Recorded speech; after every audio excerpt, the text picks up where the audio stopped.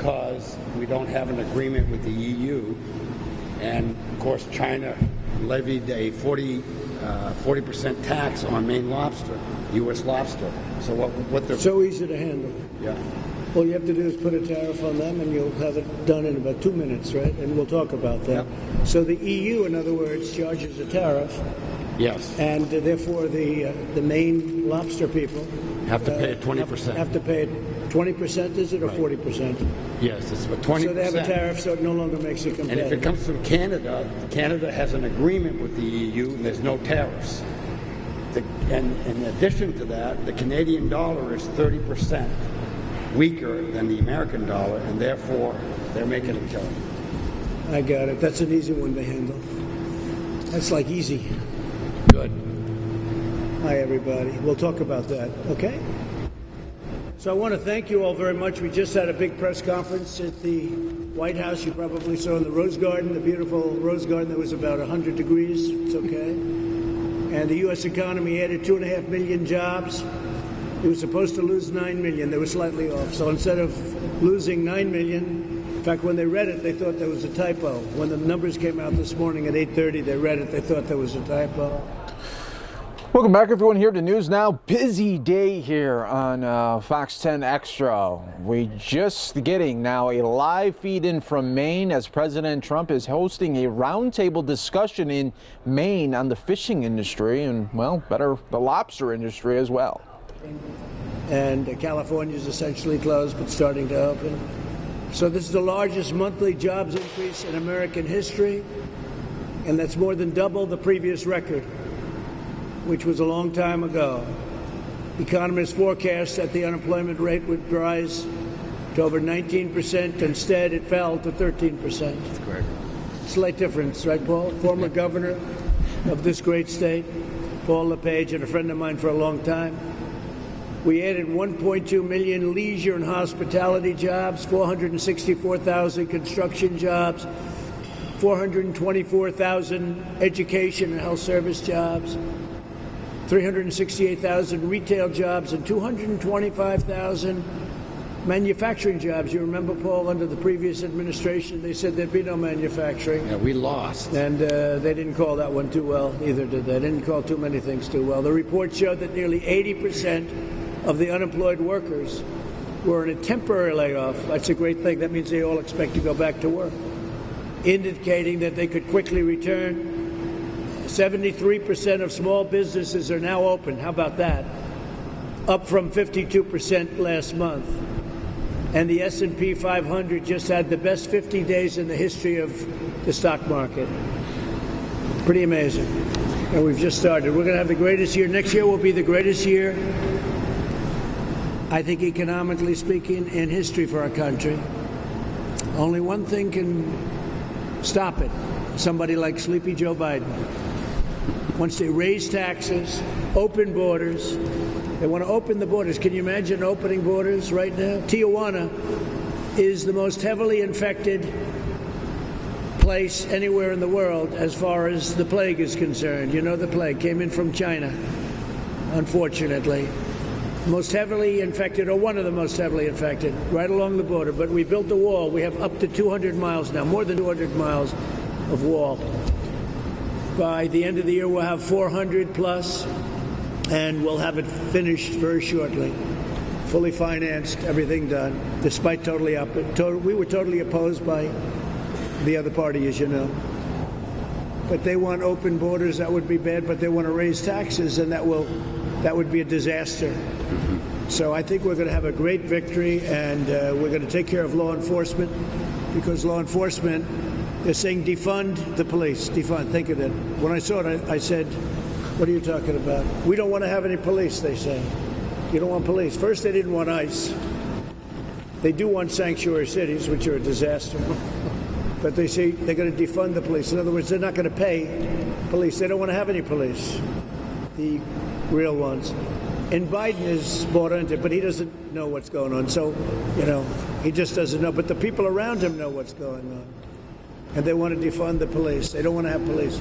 So I want to thank you very much for being here. I'm thrilled to be with my friends from the great state of Maine, with leaders from the fishing, crabbing, and lobster industries, very important industries, and you never have been treated properly, or at least for the last long period of time. We're also joined by Secretary of the Interior David Bernhardt and a very good friend of mine, former Governor Paul LePage. Paul, thank you very much for being here. Did a great job running this state, I can tell you that. As we work to fully reopen and revitalize our nation's economy, I'm doing everything in my power to support American workers, including those in Maine's amazing seafood industry. It's a big industry, but a lot of people have not been taking care of this industry. We have, and that's why we're here. We're going to take care of it even better starting today. We were all very excited to see the blockbuster 2.5 million jobs added last month, far exceeding any expectations. Not even the wildest expectations thought it was supposed to be down 9 million, and it was up 2.5 million. I would say their estimators didn't do too good a job. Under the last administration, commercial fishermen and Maine lobstermen were suddenly informed that nearly 5,000 square miles of ocean off the coast of New England would be closed to commercial fishing without justification. Is that right? 500? You got to be kidding. Is that right? That's correct, sir. That's so right. They just closed it. They said you can't fish. But let me guess, other countries do, right? No, exactly. It's they do. This action was deeply unfair to Maine lobstermen, threatened to cripple family businesses and cost America's fishermen millions of dollars. So they closed 5,000 square miles of ocean off your coast, right? That's amazing, Paul. How did they let that happen? Obama just used That was President Obama. Thank you very much. With a pen. Was that done in the form of an executive? In the very last few days of his administration. You're going to fix it. We're opening it, right? You're fixing it. So we're opening it today. We're undoing his executive order. Why would that be? It's ridiculous. What reason did he have for closing 5,000 miles? That's a lot of miles. 5,000 square miles is a lot. Yeah. He didn't have a reason, my opinion. All right, so we're opening it up.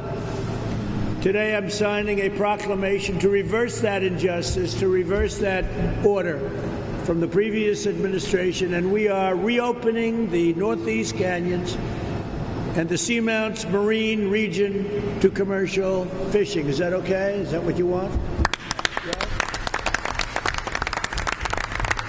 That's an easy one. For me, I can't even believe they can do a thing like that. That's a terrible thing.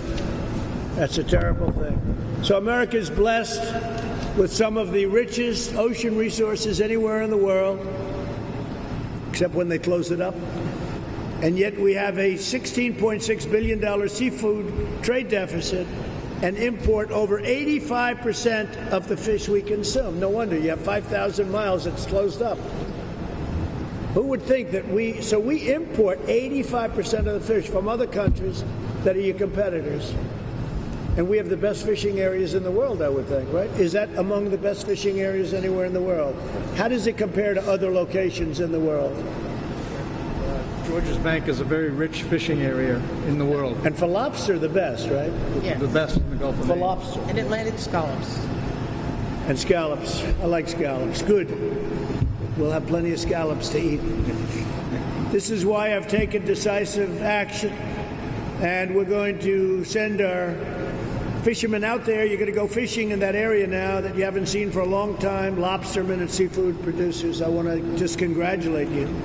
Last month, I signed an executive order to begin an accelerated review and reduction of all unnecessary regulations on the seafood industry. So who's doing that, David? Who's working? The Department of Commerce. Okay? You'll make sure that gets done quickly. Absolutely. Okay? This guy, when I give him something, it gets done. Between him and Peter, we have the right people. So, Peter, you'll make sure that you and David. This is a great thing for the state of Maine. These two executive orders together is going to bring back commercial fishing in a big way. Sir, that is some of the most fertile fishing grounds in the entire world that's been shut off. And we've gone through all of the machinations, all of the work, so we can sign this now. Takes a while to get it done, but we're getting it done. Not easy, because they did it in such a way that it's not easy. I ordered the formation of a trade task force that will identify opportunities to open foreign markets to our seafood exports. We're going to talk about the European Union, who constantly take advantage of us on trade. Nobody knows that. And I'm further cracking down on illegal harvested and imported seafood. That's a big deal too, right? What does that mean, illegally harvested? Who wants to answer that question? Go ahead. EI fish, illegally harvested fish that some countries don't enforce fisheries conservation rules. In our country, we do. So if a country is off their coast and they don't have to, So they don't have rules. anything, so they don't have any rules. They can catch fish. So our conservation rules, are they overly tough or are they ridiculous? Because other countries don't have any conservation rules, right? Most other countries. We have Are rules fair and good, or are they not? We have a lot of rules in place that are preventing us from harvesting sustainably some of the resources out here. The fact that I'm in the groundfish industry, the resources off New England are at a record high. You can't talk in The resources off New England are at record levels, never been recorded in history that they're so high. But we're underfishing. Because you're underfishing. We're underfishing. Is that them because of regulations? because of antiquated regulations that you can never get rid of something that's in place. So are we then looking at those regulations, Peter, or not? Sir. Because let's do it. That's I mean, what we you've came asked. up here for a different reason, but let's look at those. one So of in the other pro- words, you have more product than we've ever had before because you're not allowed to use it. You're not allowed to fish, basically. You're not allowed to fish, and some of the problem, and when I was governor, I encountered it. If you go to Commerce, and Commerce sends you to NOAA, and there's a lot of bureaucrats in NOAA that really put on some hurtful penalties and regulations on the fishermen. So they were so burdensome that you can't fish. Correct. So now what's happening is being Or you taken can't over. afford to fish. You can't what? They're so burdensome that you can't afford to fish. They make it so that if you Probably both. You can't fish and you can't afford to. and you can't afford to fish. So let's open it up, Paul. Yep. Nobody better than Paul LePage to get this going, in my opinion. So can I ask you to work on with Absolutely. my two great guys, I Peter would and David? be more than happy. And let's open it up, okay? And we want conservation. I'm a believer in conservation, but they've gone crazy. And then other countries, they don't have the same, so you have a much more expensive product. You have a better product, but you're not allowed to even get it in many cases, right? That's correct. It's amazing. So I ordered the formation of a task force, and today I did something else. I put Paul LePage in charge of trying to figure that one out, which you already have figured out, I suspect. You've been living with that a long time. And you've been unable to get previous administrations to do anything about this. That is correct. And it was particularly bad under the Obama administration. I spent Well, 6 years. they kept piling it on. They just kept piling it on and delay. And why did they do that? Just because they thought environmentally or something? Right? Not really. Politically, they did. It was a little bit of a political stunt because, unlike yourself and I, we're friends. Obama and I were not friends, and Maybe it was he very also difficult to nice get other to countries. talk to him. He might have also been nice to other countries, right? Like Canada, right? He might have been nice to other countries, like Canada. Yes, he was. So I ordered the formation of a task force, thank you, Paul, that will identify opportunities to open foreign markets to our seafood experts. I'm further cracking down on illegal harvested and imported seafood. That's what your problem was, right? So we're cracking down on it. I recently signed into law $300 million to help our nation's fisheries. Maine will receive $20 million, and you're going to get more than that now as we start breaking this crazy thing up. You know, I always think of this as a great fishing state, but you're so restricted, it really stops you from being a great fishing state. I'm going to ask David Bernhardt, though, and Peter Navarro to really get involved and get this done quick. This is ridiculous, okay? Can I do that? So I want every American who works out of the ocean and works in the ocean and fishes for all of the different things and the treasures to let you know that we're behind you 100%. You do an incredible job. And we want conservation. We want good environmental practices, very important. But we also want something that's fair to you. They've taken your livings away. I've been hearing about this for a long time in Maine and other places up here. I've let it extend to other places that are also affected. Canada's given a tremendous advantage over the United States because of the practices of the previous administration and probably others. So we're not going to let that happen. As an example, I heard that Canada doesn't have to pay a tariff going into Europe. That's correct. But you do. And we do. Okay. So And then if that goes on, then we're going to do something that's going to make that look like small time. And last year we were sending, or 2 years ago, we were sending a lot of product to China, and then China put a tariff on us for 40% because of some of the trade issues between our two countries. And what happened to the tariff? Is it on now? Oh, it's not gone down. I haven't checked lately, but you're still paying the tariffs, right? The lobsters still going to Canada, and from Canada they go over free, but it's just an added expense to the Maine lobsterman, who also has a 30% disadvantage. So you're saying China charges a 40% tariff? And how big is the tariff that the European Union charges? 20, is it 20 or 22? Okay. And this country, because of stupidity for years, hasn't charged them And the anything. funniest part of this whole issue is the Canadian lobster we're talking of and the Maine lobster come out of the same water. Are they the same lobster, would you say, basically? Yes. Would you say they're equivalent as lobster? They're equivalent. They're Is from there a the difference in Gulf of size or Maine. type? Any difference? They're coming out of the Gulf of Same Maine. lobster. So you're set up with a 20% tax that they don't have, so they have a very good thing. And that's European Union, right? Yep. The European Union has ripped this country off so much, it's unbelievable. And I'll It's tell so you, easy to solve.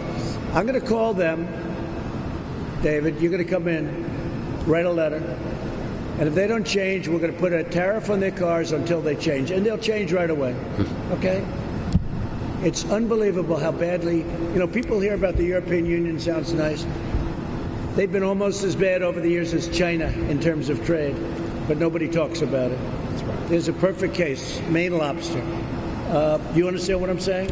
Absolutely. We're going to charge an equivalent plus tariff to them if they don't drop their tariff on your lobster and seafood, okay? And we can do that. Peter, do you agree with that? Do you like it? We need to Let me strike put back. you in charge of that one. need to That's a strike natural back. for you. Excuse me. Yes, sir. That's a natural for you. European Union charges us a tariff. They don't charge Canada a tariff. This is for the press. So Canada doesn't pay a tariff for the same exact lobster in the same waters, but we pay a tariff. If European Union doesn't drop that tariff immediately, we're going to put a tariff on their cars, which will be equivalent, come in for nothing, which is ridiculous. Okay? Do you understand? It's going to be the equivalent plus. Yes, sir. It's going to be the equivalent plus. Watch how fast that tariff comes off. All right? Watch how fast. It should be plus, plus, plus. Okay? I'm going to put Peter Navarro in charge of it. That's perfect for him. I'll take that one off your plate, okay? Thank you. All right, Peter Navarro, you're in charge of it. Okay. Thank you. This country has been treated so badly on trade for so many years. We have such bad agreements. We're breaking so many of them up. It's been treated so badly, it's hard to believe. Canada, in some respects, Canada has been our worst enemy in the produce industry. We cannot send. Canada's meat been very tough. Canada charged in Wisconsin, before I got up and changed it, 287% tariffs on dairy products. Yeah. So think of it. And they kept it at 287. They didn't want to make it 300 because they thought somebody might find out. And until I became president, nobody knew. I ended it. But they were charging Wisconsin and our farmers 287% tariffs to send products to Canada. So therefore you didn't send. You couldn't compete. You couldn't compete. And our people didn't charge them anything. That's correct. Canada's been very tough. Very tough. You know why? Because they got away with it, that's all. Because people sitting here didn't know what the hell they were doing. Okay. But the deal has worked out. The new deal is a good deal. It's got rid of all that stuff. Mm-hmm. But we didn't talk about lobster. But Peter Navarro's going to be the lobster king now, okay? All right, Peter? Yes, Now, sir. look, We'll you get can do after it. it. Let's see what you can do. Dear to my heart. Let's see what you can do. This state right here, Maine, is dear to my heart. I spent a lot of There's time another here over the vegetable that most people don't speak of, and can't bring to Canada. And we're one of them. We have a company in Maine that is one of the major growers of broccoli in the country. Broccoli. And In the summer, they're in Maine. In the winter, they're in Florida. But what has happened in the last few years is the Canadians bring their broccoli into market. They have a 30% advantage on the exchange rate, and so we can't sell our broccoli, and we can't send it to Canada. that's our big thing That's with the the dollar. overvalued That's dollar. what you and I talk about. Yeah. Right? The dollar that everybody Everybody says should do that doesn't one matter. too, sir. Let me make me the dollar Handle king broccoli too. in the same way? What's that? Is it broccoli primarily that and the lobster, seafood, etc.? There are a couple others. There's broccoli, blueberries. Blueberries, Maine used to grow 90% of the wild blueberries in the world. So where's it done now? Canada, New Brunswick, and Quebec have got 300,000 acres on, and so now Maine's blueberries are selling below growing cost. And when you talked about the Obama administration about this, they did nothing. Right? They did nothing. I spent a lot of time in Congress. Let's get on this. The three things plus the seafood. Right.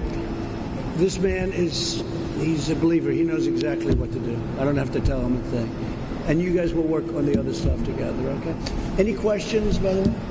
Questions? There shouldn't be any questions after that. You got more than you would have ever thought. I will just make one more comment. Amazing, right? I will make one more comment, and we need your help on.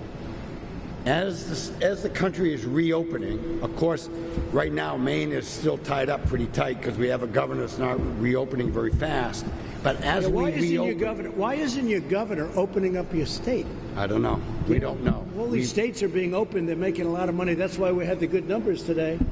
You have a governor that doesn't know what she's doing. And she's like a dictator. Yes, you she know? is. Why isn't she opening up your state? Well, one thing that she's doing is the $600 a week that the people on unemployment are Right. getting. She is allowing them to continue to collect when they're called back to work, and so people aren't coming back to work. And everybody in this room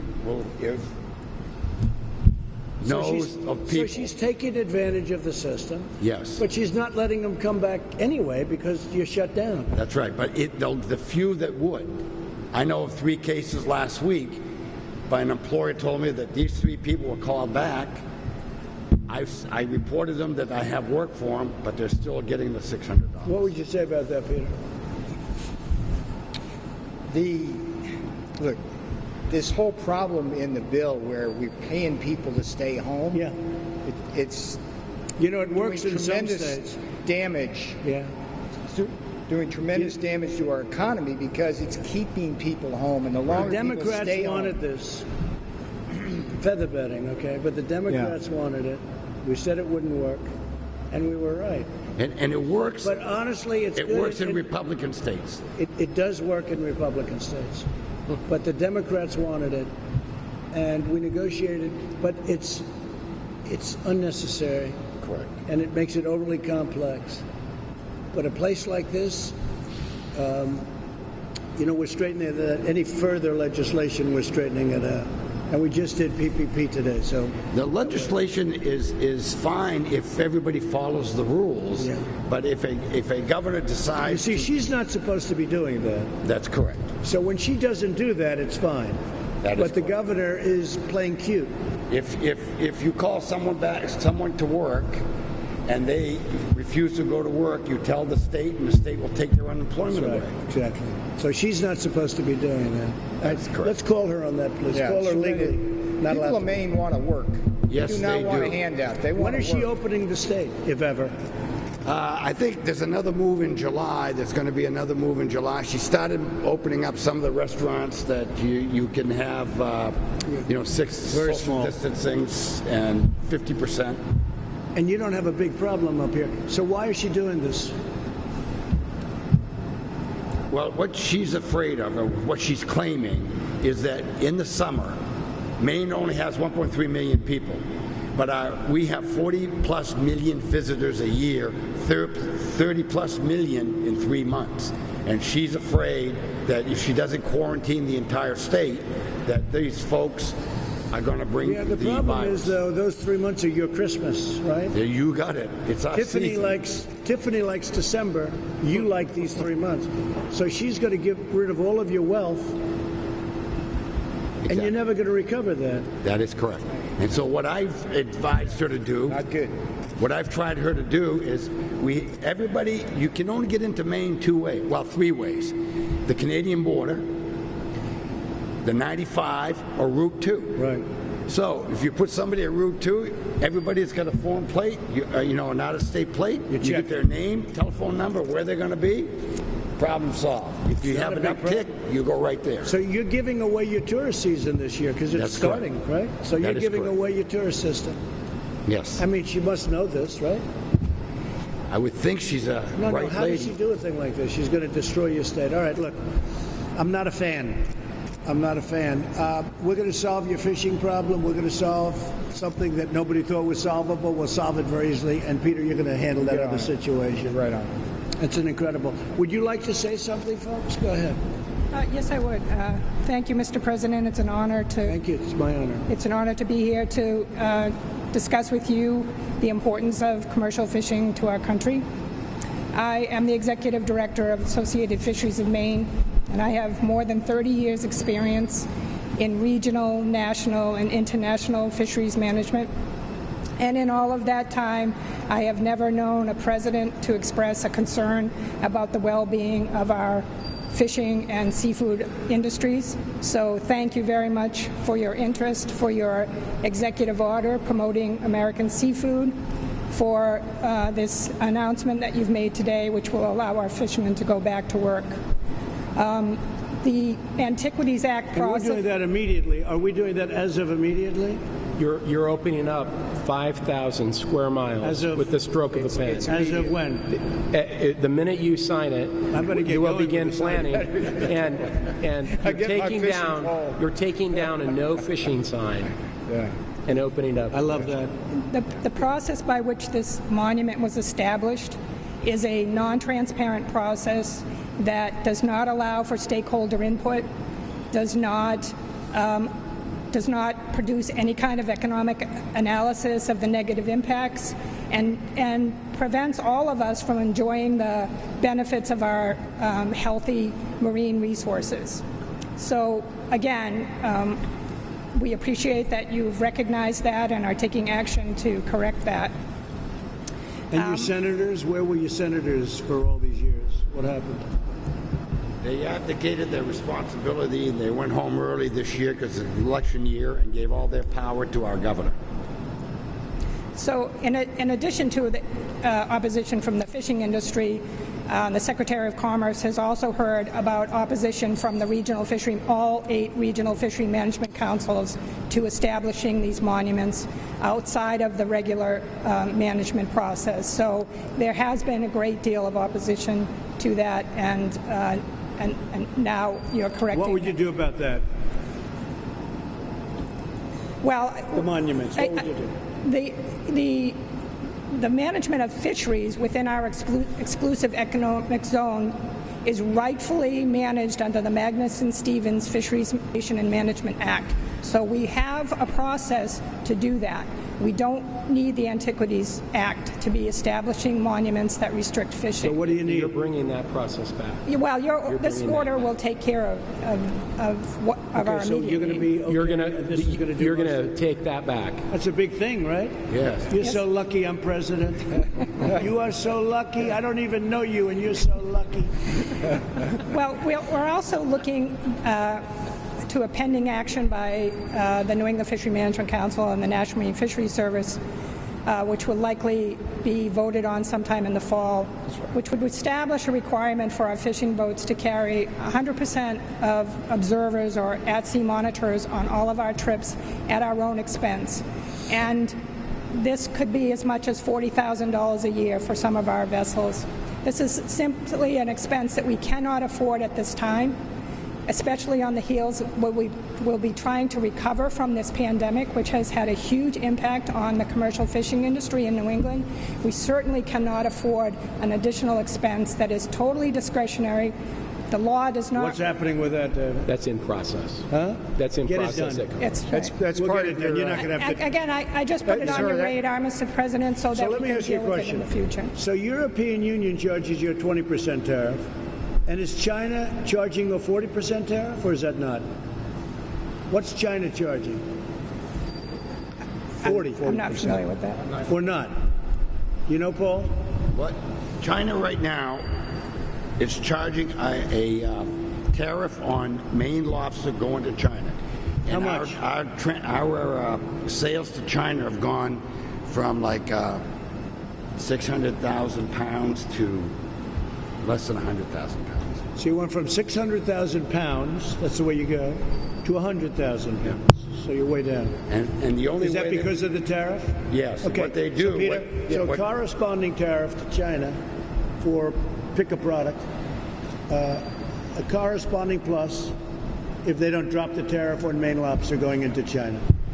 Okay? Yes, sir. It's very simple, and I don't mind. Yeah, the distribution companies have had to set up companies in Canada. They ship their. No, I know, that's what they do. They go through different companies. It's called transshipping, Yeah. to be exact. They transship. Okay, ready? yes, sir. China, EU. All you do is say, that's okay, keep charging us, so we're going to charge you a corresponding on something that they sell that's very precious to them. Put a corresponding. It should be for the same amount plus. Yes, sir. We'll take care of it. Go ahead. Yeah, Mr. President, we operate a few boats here in Maine, but we also operate some scallop boats and some factory processors out in Alaska. And there is a tariff on the flatfish that's shipped into China that stays there. So if we want to ship it to them and develop a market in China, they do enforce a 25% tariff on it. What we have available to us is if they do process some of the fish, it's shipped back to the United States, and there is no tariff on that coming in at this present time. So what you're saying is we don't charge them a tariff, but they charge us a tariff. That's exactly right. How stupid is that? We're working on How it. stupid is that, free traders? I tell you, the free traders out there that are always talking about this, oh, we're free traders. How stupid is that? So they charge us, and then we don't charge them. Yeah, you'd be And pleased they to... get paid for doing the work on top of everything. You'll be pleased to know that we just had a Zoom meeting with Senator Sullivan last night. He's working on it. He's going to be in touch with a few people. He wanted to say hello to you. Sullivan's a good man. Yeah. Sullivan's a good man. He'll try, but Yeah. nobody can do this like I can. It's like everybody, though. We're all trying to do it. but It's simple. Yeah. It'll be done. Thank you. It's very simple. He's a good guy, Dan Sullivan. Paul, you've said enough. David, you have anything to say real fast? Well, I would like to thank you for taking the time to come listen to the fishing community. Since the moment you took office, you've been clear and consistent in your efforts to bring common sense back to the executive branch. You've done more than any president in our lifetime to bring common sense to government. And when you think about it, 5,000 square miles is an area that's larger than the state of Connecticut, the state of Delaware, or Rhode Island. And the prior administration essentially put a no fishing sign up to these individuals with the stroke of a pen. And you're addressing it. And your effort to ensure the voices of the people are heard is deeply appreciated across the country. The folks here, they go out, they brave the nation's waters, they bring an incredible natural resource benefit to the world, and they have the challenging task of facing whatever Mother Nature puts in front of them. They should not be in a situation where they're also having to fight their own government. And they needed common sense bureaucracy, and you're bringing it. And in doing so, we are not changing the boundaries of the monument, and we will remain protecting those objects that need and are appropriately protected by doing this. So thank you, sir. Thank you very much. And these two people will get it done. By luck, I happen to have the two right people with me. All right? Please. Good afternoon, Mr. President. My name is Kristen Porter. I'm a commercial fisherman. I've been fishing for over 30 years. I fished for about everything over those And you years. love doing that. You wouldn't switch for anything, even though they don't let you fish anymore. No, well, I fish for different things. I fish for scallops now, and I fish for the lobster. But you love it, right? I love it. It's a way of life, Mr. President. No, they love it. People love it. You wouldn't switch No, to be and- president, right? Right. You're making a good decision. So, and I'm president of the Maine Lobstermen's Association, and we support the Maine Lobster Fleet. Supports 10,000 jobs on the water and another 5,500 shoreside jobs. So that's why I'm passionate about working with regulations. Do and people stuff. come in? It must be other countries. They must send their ships into this 5,000 big mile stretch. No, they can't. They can't come in through the Really? easy. So we Yep. get them out through what? The Coast Guard, the Yep. Navy. Coast Guard. We get them out. Yep. So we police it at least, right? Yeah, Good. right. So go ahead. So, keeping our nation's fishery strong is a passion of mine. That's why it's great to have this opportunity to talk to you about the process of the Northeast Canyons of Seamount. Rather than work with the constituents who actually fish there and were most knowledgeable about the issue, like this guy right here, this monument was formed in back rooms with special interests. This created When, poor during policy. the other administration, you mean? Which Yes. administration? Obama? The Obama administration did this Well, at the very last. he's done Maine a tremendous disservice, I can tell you. Just from a common sense standpoint, how could you let a thing like this happen? This created poor policy. It hurt the fishermen. And we really worry about the precedent it sets, that you can close large areas of ocean and put all the rest of us who fish for different things in smaller and smaller boxes. So, and that hurts everybody. So by opening up this 5,000 miles, this is a treasure chest. It spreads boats out, yes. And Did you ever think this was going to happen in your lifetime? I did not. But the biggest thing is now people think when they're going to close this, they've got to go through the process. Fishermen need to have the input into this. Right. And we didn't. And so, and it's not the only thing. There's other things. I just want to, as a lobsterman, bring up something that I would be run out of town if I didn't bring up to you. Yeah. It's kind of the same situation. Our fishery is in great shape through years and years of good management. But despite our tremendous success, we find our industry being risk of being shut down because of the endangered right whale. The endangered white whale. Right whale. And we've been in And why is that? In other words, because you have to be so careful? What is it? The entanglements and what Is that in this area that we're talking about? No, it's a different area. It's along the coast of Maine. So our association, our executive director has had great conversations with your staff. One of them's here today. Alex Willett is here. He's up to speed on this.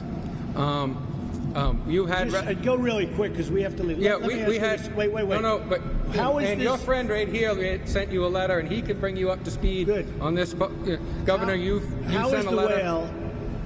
Paul, you know this. Yeah. How is the whale hurting what they're doing? The right whale is not hurting them. In fact, in the last 2 decades, there's not been an entanglement or a death in Maine waters. Now, they found some dead whales in Maine waters, but they came down from where the problem area is, and as we've talked about earlier, the St. Lawrence Seaway. At the mouth of the St. Lawrence Seaway is where all the deaths and entanglements So are. how do we solve this problem? We solve this problem by going to NOAA and telling them to get reasonable about their regulations. Going to where? NOAA. They are the problem, and I've worked 2 years. I've worked So 6 years. you know what reasonable means, then, right? Yeah, that's correct. Okay, so get 'em That's done. correct. Get them done. All right, you'll work that, David. I'll talk to them. Okay. We just want our voices heard in the process. We'll be able to. I assume there's a good solution to that, right? Yes, there is. Okay, work on it. And we want to protect the whale. I want to protect the whale too. As we do As too. long as we can protect the whale, I'm going to do it. All right, so I'm going to leave it to you. We're in. And I will say, he said one thing that is so true about the fishermen in Maine. Maine has the only sustainable lobster fishery and certified in the world. These people will go bend over backwards to save the laying, those are the layers and the youth. I mean, they just bend over backwards. It's not robbing the bottom. And the one thing about a Maine You've been treated very badly. You know that, right? Exactly. You better remember your president. The one thing about a Maine you guys, you've been treated very badly. I know what they've done to you. They've regulated you out of business. And yet you treated the area like it was your home. I know that. Go ahead. The one thing that Washington has never understood, the Maine lobsterman is a family-owned business. It's hand-me-down from father to son for generations. If father kills all the lobsters, son is going to starve. And that's what the lobster industry is in Maine. It's the only one in the world. And Washington bureaucrats are telling us we don't know how to fish. We got it. All right? You'll work sir. with Paul on that. Thank you, sir. Go ahead, please. Thank you, Mr. President. John Williams, owner of the Atlantic Red Crab Company. Going to change species a little bit. I'm in the crab business, not the lobster business. I've been fishing in this area, the 5,000 square miles, personally since 1995, and there were people there before I was in there. And the interesting thing is going on Maggie Raymond's point, is the lack of transparency in the process of setting these 5,000 miles apart. The industry was never given the opportunity to get involved. It was like Well, not like now. Exactly. No, and we appreciate it. And then on one talking point, and your 2.5. So were you stopped from fishing in the 5,000 miles in Basin? In that 5,000 miles. So what? And that's prime area, right? Well, this is the ironic part of the whole thing. They said that they had to shut that 5,000 miles down for an emergency presidential action, and I was very vocal about it, and they grandfathered me for 7 more years in that 5,000 mile area. So if So when is the 7 years up? We're about halfway through it. Oh, you're lucky you just made it, huh? We've had our fingers crossed since you got elected. So is that very fertile in terms of crabs? Yes, it's very fertile. Because nobody's taking them, right? It's we harvest from Virginia all the way to Canada. So they gave you a grandfather of 7 years, and your 7 years is up. Then How many people were grandfathered? It was my fishery and the offshore lobster fishery. He must be a rich guy, right? I have a good banker. Do you have the problem with the European Union too? I don't do very much export to Europe. Most of it's domestic. Well, you can't with the tariff. You can't. Exactly. So you don't bother. And the other thing is I want to bring up that hasn't been brought up is we have a public process that's been in place for years and years and years to protect our resources and the ocean floor. And when you gasped at 5,000 miles at how big of an area that is, since 95, I think there's been, you'd have to correct me, but it's roughly 60,000 miles have been protected already, but they were protected in arenas like this that included scientists, fishermen, and environmentalists. And is that wrong? That's right. So you like it? I think when you get a group of scientists and okay, so there you think we did the right thing? I think that meaning people did the right thing. I think that it's the public process is cumbersome as it can be, and sometimes I walked out of meetings not happy with the results, but it works. But at least it went through a process. It allows. And this did not go through a process. Zero. We had zero right? words. This didn't go through a process. This was done for politics. Total politics. Just one last comment on it is of course where the industry was left to remain completely silent and not go public, the millions of literature and propaganda and websites and everything that were out there saying we need to save this 5,000 miles because this bottom is pristine and we can't allow these fishermen in there because it's pristine. Well, we've been in there for 40 years. And so if the environmental groups can deem the place pristine, and we've been operating in that area for 40 years and they can't find any evidence where we've done any damage, I would say we've been pretty good stewards of that 5,000 miles. It's great stuff down there, right? Oh, it's great stuff. Great stuff. Take care of it. All right? That's the one thing I'm asking you. Take care of it. Okay? Please, go ahead. Yeah, I just wanted to, my name's James Odlin. I've been involved in this fisheries for 50 years off New England, both as a captain and as a vessel fleet owner. And I served on the council for 9 years, helping make some of these regulations. I worked on the Habitat Committee issues, where we worked for many years, and then we were ready to roll, and all of a sudden we get this order that said, your work doesn't matter, we're going to close 5,000 whole square miles. We were looking at discrete So this is a really special big, areas. This is a really big deal for you people, isn't it? We worked long and This hard is the on that whole issue. deal. Yeah. Wow. And I just got one other thing, Mr. President. You know, I want to reiterate that the stocks of fish off New England, groundfish, are at historic highs Is that because you were stopped from because fishing? of proper fish management. The issue is we've got millions of pounds of fish out there that are not getting caught annually, which would equate into hundreds and hundreds of jobs. So will I We be need- allowed to go fishing in that 5,000-mile piece? Sure you Would you could. mind if I took a little boat and went fishing out there? So we've got some regulations that are preventing us from harvesting these healthy, sustainable fish stocks. And we need help getting those Is that regulations. not being taken care of in what we're doing? Well, I just heard this now that they've asked National Marine Fisheries Service and Commerce to look at some of those regulations. You know about it? Yeah, it's a commerce issue. I'm happy to work You with gotta them on it. just take it over. But I have some worries that they will just tweak around the edges and not really do. All right. David will I take have it. some inside information that that's what's going to happen. We got it. If I may, sir, the executive order that you signed several weeks ago has very clear, direct instructions to take care of those regulations. So this president is already on this case. There is a process underway, and that gentleman across the way will ensure that the commercial fishermen of this state will be able to fish the waters here without undue regulation. Full So we're stop. cutting regulations from highways and roadways to fish. And that's what Peter's talking about. Go ahead, Yes, Pete, sir. do you have anything to say?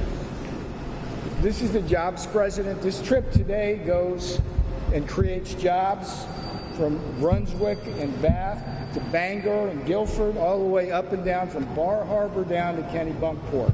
And this president is the working class president, and this state is a hard scrabble state. It's a working class state, and people in this state should not have to face a federal government that takes away your livelihood. These two executive orders combined are the greatest news for commercial fishermen in the last 50 years.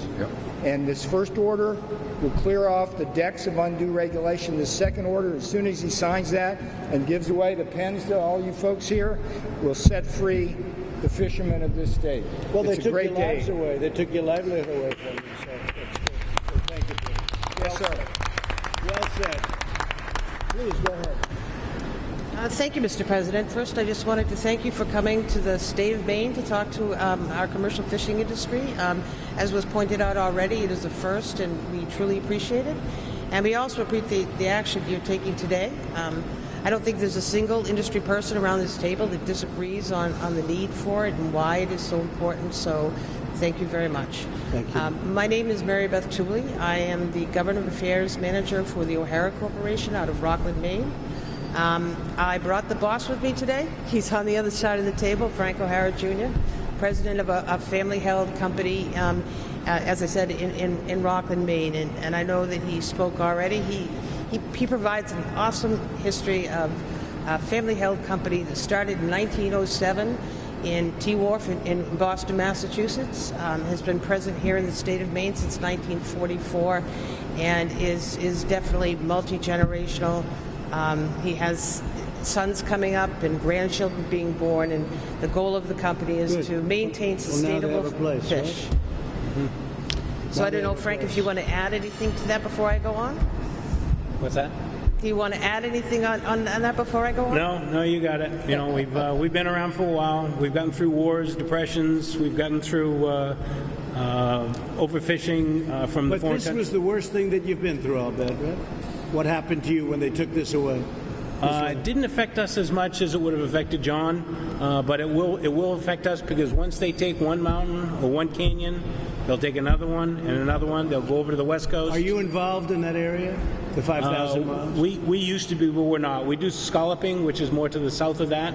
So our scallop boats, which is replicated by that model over there, we do some scallops, but mostly it's crab and lobsters out that way. We're flatfish. Is that a new boat? Like It is. It was a new boat built down in So Duckworth. they look pretty old, right? There's a lot of design talent there, huh? Yeah. They got the new bulbous bow and a quart nozzle. It's lower carbon footprint. We're building another boat starting next year. How much, brand new, how much does that boat cost? Just under $4 million. How much? Just under $4 million. It's the real deal, right? Yeah. Yeah. Very good. Okay, good. Well, you're in good shape. Thank you very much. So if I could, excuse me, I'm sorry, I just had... Go ahead, please. But I just wanted to say very briefly, because I don't need to be repetitive, I am a former member of the New England Fishery Management Council and served for 9 years on that council. And so you have here around the table current members of the council, past members of the council. Most of our industry people have all served as advisory panel members to council's committees, and we hope one former council member as well. And, as the public process, I think people have outlined why we think it's so important, and we certainly do endorse that. And I will leave it at that. Thank you again. Thank you very much. Good job. Please. Hi, I'm Terry Alexander. I own Jordan Lynn Incorporated. It's a commercial fishing company. And I based all my comments on trying to convince you to sign that executive order, so they're pretty moved right now. But I would just like to point out some of the highlights on it, and then maybe touch on some ideas. We'll go quick. Okay. Thank you, Mr. President, for supporting our nation's fisheries and fishing communities. These monuments, even though they're south of New England, they push people, they displace people, and they're affecting the entire fleet all the way to shore. So it's a good thing to open up area. So they get solved. Right. Yeah, so Excuse me, are there media from Maine here? Are you liking what we're doing? Huh? You can say, yes, you do. Anybody else from Maine? From the area? They all come up from Washington, unfortunately. Okay, go ahead. Yeah, so that's already done. So I'm gonna touch on a couple ideas, how the Canadians, how it's not fair for the Canadians, the way we compete against the Canadians offshore. Tell me about that. All right, so we try to catch haddock, different size, same fish. We negotiate with the Canadians every year. And how do you find negotiating with them? They're pretty good. I'm on the TMGC. I'm on the New England Fisheries Management Council. I'm in my 8th year there. They've been good, and we negotiate every year, and they catch their entire quota almost every year. We catch 10% of our quota every year. What's the difference in the size of the quota? Well, we're about even on haddock, but it's because of our regulations over here. Our mesh size is the wrong size for catching haddock over here. That needs to be fixed, and we can get that stuff done through the council. But, Go ahead. we need that stuff done through the You council. sell that on eBay tonight. I won't sell it. Go ahead. Go ahead. But we can fix that through the council. We just need the incentive of DC pushing that stuff. We'll that get kind that of stuff done. too. And you're working on that. Yeah. So We'll get that done. yeah. It's an honor to be doing what we're doing. I mean, you people, basically, they took away your livelihood. It's ridiculous. Took away your life. Wait a minute, 1 second. I'm going to sign this for you. Here. Whoever wants this, here. Take it.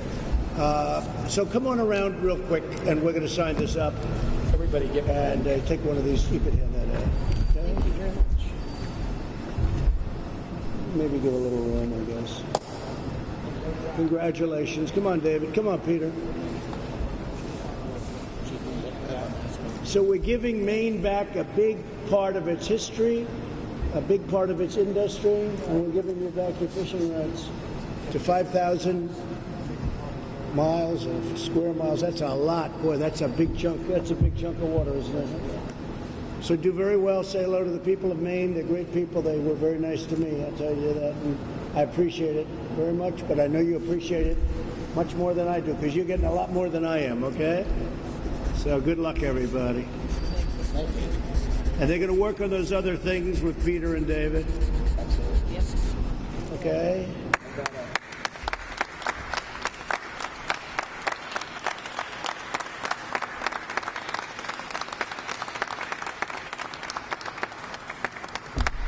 Okay, pass them out, fellas. Okay, pass them out. Okay, got them? You got them? We'll take that. There you go.